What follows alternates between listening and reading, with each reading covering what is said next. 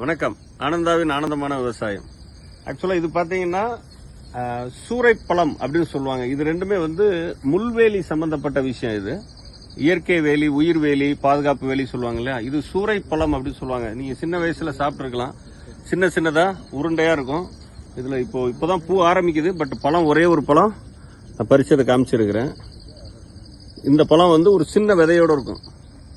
இது சூறைப்பழம் அப்படி சொல்லுவாங்க. இதுல பாத்தீங்கன்னா எல்லா பக்கமும் முள்ளு இருக்கும்.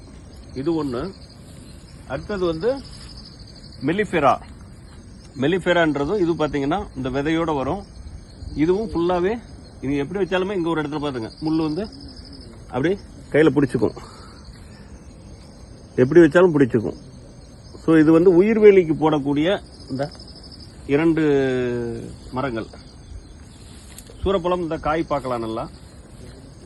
சூரப்பழமும் அது மாதிரி எங்க போட்டாலுமே முள்ளு போடும். இது காய். சின்ன வயசுல ஸ்கூல்ல இளந்த பழம், சூரப்பழம் கருப்பு கலர்ல இருக்கும், பார்த்துருப்பீங்க. ஸோ இது ரெண்டும் உயிர்வேலிக்கு மிக ஒரு சிறந்த தாவரங்கள், நம்மளுடைய நாட்டு தாவரங்கள். விவசாயிகள் இதை பயன்படுத்தி பலனடையுமாறு அன்புடன் கேட்டுக்கொள்கிறோம். வணக்கம். எண்டு காடு போட்டு எகத்தால மாடா பண்றீங்க. எனக்கு எண்டே கிடையாதுடா.